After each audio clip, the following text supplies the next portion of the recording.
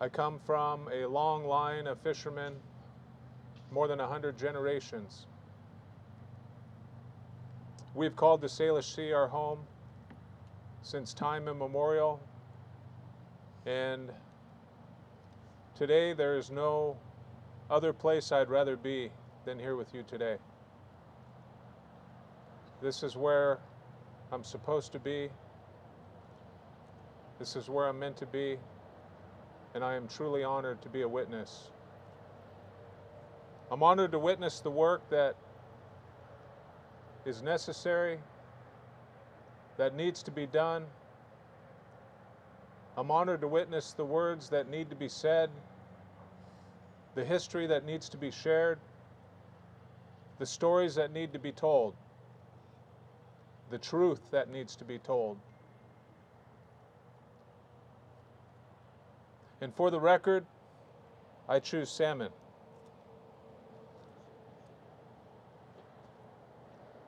We've always chose salmon. We are the people of the Salish Sea. We are the salmon people. And like Yakama Nation, many other nations here in Washington State, Oregon, all throughout this country and all throughout this world, we have fought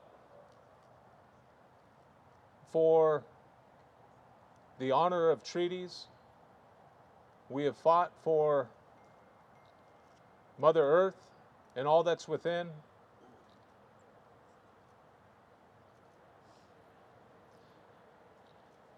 And today I wasn't sure what I was going to hear or feel, but as a witness, what I felt was praise from those that can't speak, those whom we speak for, those whom we fight for, the future generations, because a stand was taken again today, as our elders took yesterday, as our ancestors took yesterday. Thank you for acknowledging the ancestors, and we need to remember the ancestors. For us, the salmon is our culture, and culture is salmon. For us, that long line of being farmers of the sea, one with the sea, one with the rivers, that is everything. It is our teaching grounds. It's where we learn who we are. It's where we're one with our ancestors. It's where we're one with our late fathers and grandfathers. And it's where we remember, most importantly, who we are and what to do. I agree. Where we're at today is a horrifying reality. It is a horrifying reality. Not to all, but to the indigenous people, it is a horrifying reality. We entered into the treaty in 1855 with Governor Stevens as well. We reserved rights. We made sure our access to salmon, village sites, fishing sites were secured. And since 1855, we fought to get the federal government and now the state to uphold and honor that treaty. And it's been a continuous fight, and I'm thankful to Yakama Nation for standing with us through our most recent fight against the largest coal port proposed in North America was on our village site. And in May 9th, 2016, the Army Corps made the right decision and denied the permit. But I'm thankful to the Yakama, and I'm honored to be here witnessing today. And in 1855, January 22nd, Lummi looked at Governor Stevens with concern And he said, will you remember these promises that were made here today? He pointed to the river, he pointed to the mountain, and he pointed to the sea. And he said, as long as that river forever flows in one direction, that mountain will forever stand, and the tide will forever come in and go out. And he said, those three that I mentioned will be the witnesses that guarantee these promises that I have made to you today. We were concerned back then, and our ancestors had every right to be concerned, because it's been such a challenge to honor and uphold the treaty and sacrifices made by the indigenous peoples who entered into the treaties, here in particular in Washington State. In 1855, this was a garden. The Creator placed us here, and for a long, long, long time, we took care, we respected, we treated it with deep respect. We were one with the land, the water, the air. And as we love our mothers and our grandmothers, the producers, the givers of life, we gave that same respect to Mother Earth. And we always have. And having these conversations and painting this picture of what yesterday was and the importance of understanding what this was yesterday in 1855. What did our ancestors see? I hugged my grandmother and grandfather who were born in 1888 and 1892, and they died when I was 5. And they were one hug away from pre-contact. It wasn't that long ago, but look, this is what we see. Not progress, destruction. Destruction of a garden that never required the planting of the seed, as on land requires a replanting of the seed. Not here. Not the rivers. Not for the salmon. We just had to respect them and take care of their homes and their spawning grounds. And look what we've done. Look what we've witnessed. So I'm grateful to be here, to be a part of history, to witness history, but to carry on the work of our elders and our ancestors, because we don't have much time. The salmon don't have much time. The Quethalmachtin, our relatives under the water for us, the killer whale, they don't have much time. The herring don't have much time. And what happens to them inevitably happens to us. And what has happened to us historically is happening to them today. And we have to take a stand, if not for ourselves, we have to take a stand for future generations. We have to look as far as our mind's eye can see into the future and think about them. And I'm honored to be here. I'm honored to be a witness here today, to witness this work, to stand with as one, to stand for our giver of life, our rivers. They too have a spirit. You can't communicate with industry and corporations because they have no spirit. But there's a spirit here that's calling out. There's a spirit in the Salish Sea calling out. There's a spirit in the mountain, the land, the earth. All has a spirit. And us as spirit beings have a responsibility. Corporations can't hear because you can't have these conversations because it's about money. It's about jobs. It's not about future generations. So, from the Lummi Nation, we too send out a prayer. And please throw up a prayer for the indigenous people today. Throw up a prayer for Mother Earth as a whole, her veins, who are filled with cancer, as you can see as you drive up and down the river. Maybe we are the chemotherapy needed to repair and heal Mother Earth. All of us. I'm honored. I'm privileged.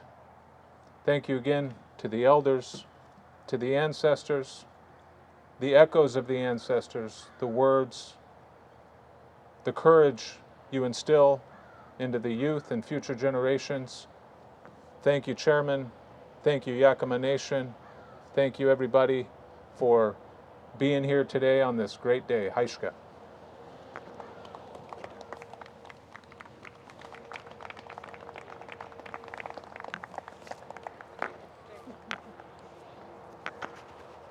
Got the fur baby from you.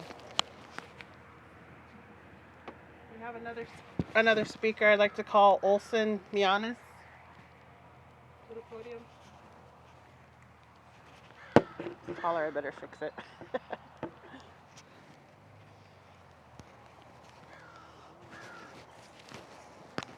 Uh-oh.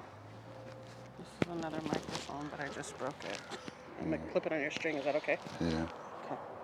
It's all yours. Okay. Is it on? Hello, people. Welcome. My name is Olsen Meanus Jr. In the name Tutakhanut.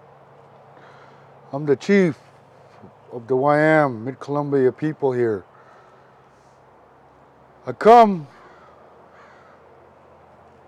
This is something that my grandmother used to always talk about. The removal of these dams. My grandfather, he was a chief. He used to always talk on how everything was put before us. And we really had no say-so about a lot of things. This river,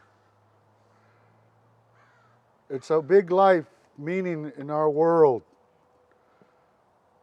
Everything you see growing in this area, the land, the plants, comes from this water.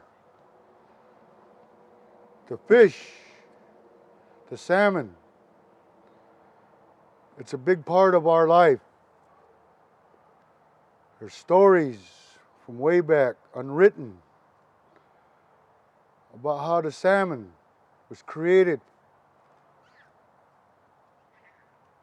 And our people, we strived on the salmon for many centuries. It feeds a lot of people. We fish. We have elders that cannot get fish, and we hand a lot of these fish to a lot of people. And these dams, I've always wondered, like they say, why? Why was the reason for them in the first place, you know? And my parents, my grandparents, they always told us it was because of white man's progress. That was more important to them than our right as a tradition. And to us, this is very, very, how you say, a slap in the face. Because our people, we try to strive and cooperate and tolerate a lot of things. And in the end, we get shut back because our way doesn't mean a lot to other people. And it hurts because it has affected a lot of our children. Because a lot of our children lost our tradition because of modernization. A lot of our children,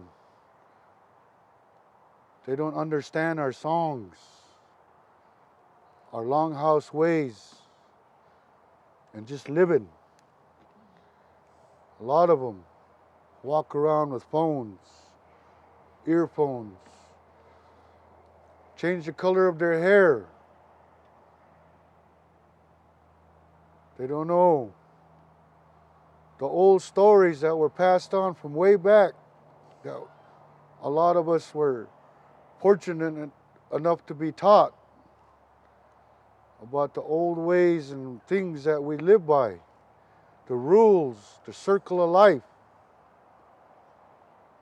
And it's a hard situation to kind of like teach our children because of the modernization that we have to live with. They'd rather be out there doing wrong sometimes. A lot of people that we have left, like you said, like you heard somebody say before, a lot of our elders are gone. And these were our teachers. These are the people we listen to, the words that are passed on in our tradition. And it's like you go down this river, all you see is these dams, trains, everything. When we were young, when I was a young boy, a lot of this was new. Back in the 60s when I grew up.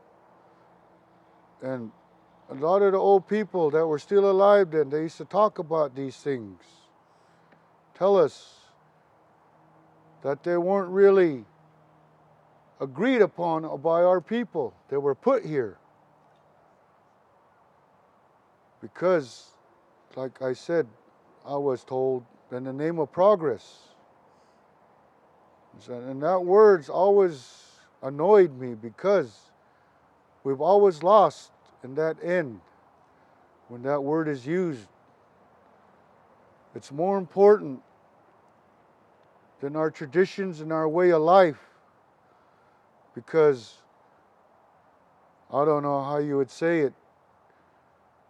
The values of our traditions a lot of times don't mean a lot of things to people because they don't understand things of how some people live.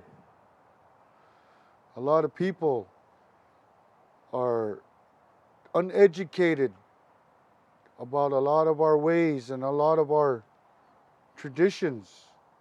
Our way of life is changing through modernization. But this river here, it's never had a chance because it's been, how we said, we were told, it's been put to sleep. These falls, they're there. Everything there is sleeping yet. It's waiting. Now, I was told this when I was young. Someday, we'll get to see them again. And I hope they do. Because when I was born, they were already covered. I just heard my parents, my aunts, my uncles, all talk about the falls, what it meant to them. It was a livelihood. It wasn't just because of money. It was our way of life, fishing. We fished to feed our families. This place, a lot of people used to travel here from all over to trade for the salmon. Dried, smoked, canned. So in our area here, the salmon has a lot of meaning. It feeds all our ways, all our children. And they're healthy because they eat a lot of salmon. As for some people, you look at them, I don't know what they eat, but you know, I can say our children, the Indians, that eat fish, the meat, the deer and elk from all of these lands that we live in, are healthy because of this river. It feeds and nourishes this land here we live on. It means a lot to us because when we are asked, where do we live? And I tell them, I live here, Celilo village. I live on the Columbia River It's one of the last good places in this world. I've traveled a lot of places and I've seen other rivers. They look pretty nasty. This is one of the last clean rivers there is in this world that has fish that you can actually eat and not get sick. Our people, we always pray and sing to this river and to the salmon, to the Creator, because we are thankful for our way of life. We don't make up nothing that we live by. Everything that we know has been passed on by our elders through words, not written down in black and white. Everything we know is by heart, that we were taught when we were kids growing up. My uncles, my aunts, they all have stories that they know, that they teach us. To this day, I still learn stories, ways of our way. We are taught almost every day something. We don't know everything like a lot of people think they do. We learn day by day, live day by day. These salmon, they're almost done with their season. And there isn't that many as there used to be. The fish are smaller and they're a lot less. Back in the day, there was a lot of salmon in this river. Then we start getting sold out. Our traditions were taken. We were getting smaller and smaller seasons. Now, we struggle. We struggle hard. My uncles here, they work a lot. They travel. They do a lot of work for our people in this area. As so does Jody and our councilman. We strive to work as one, but a lot of times there's things that just, we don't know what to think about it. These dam removals, it sounds good. It's something that my elders along this river that were all here years back, they talked about, because they didn't like them when they were first built either. Because this Bonneville Power Administration, they did a lot of things here, along with these railroads and everything else.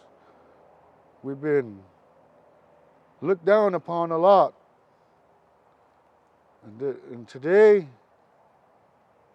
I am very happy to hear what's going on and understanding about what's really happening to this land and this water. These rivers, they used to be clean, real clean. You used to go halfway out and you still see the bottom. Now, you can't even go 5 feet out, and all you see is darkness, the black soot that's building up on these rocks. You hear on TV all the time, upriver, downriver. These cities, their sewage is always overflow.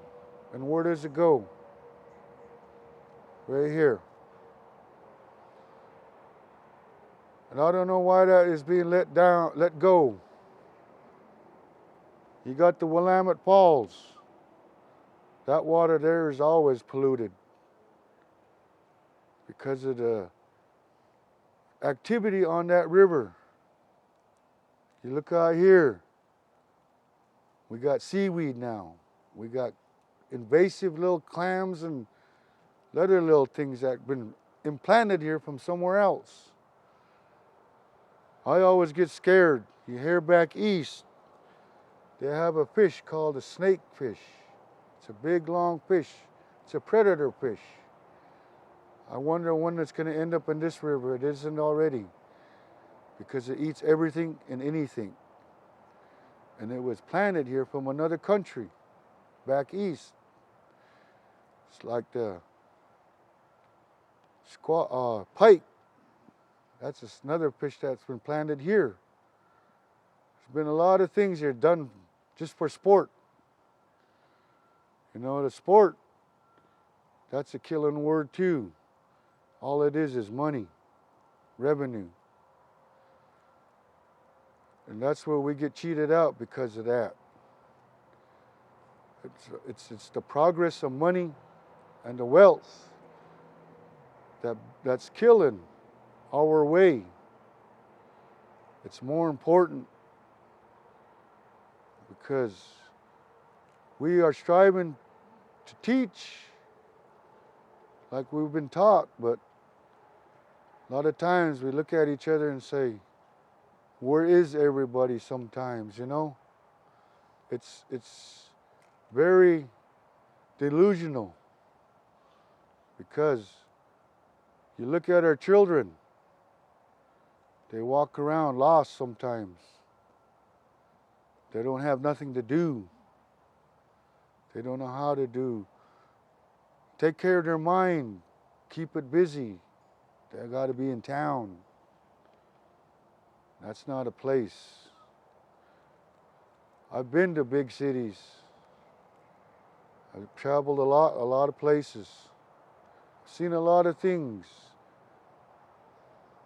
I traveled to other places traditionally, and we are one of the very few people left in this land that carry on our traditions. We sing songs and stuff.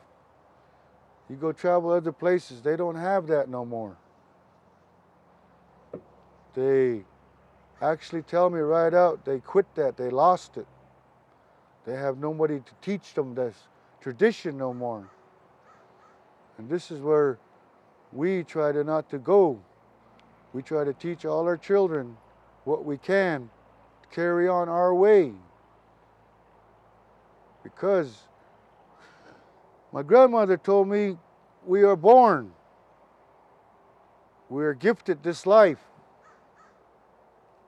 And in between that time and our death, we are to prove to the Creator what we are thankful to this life for. Show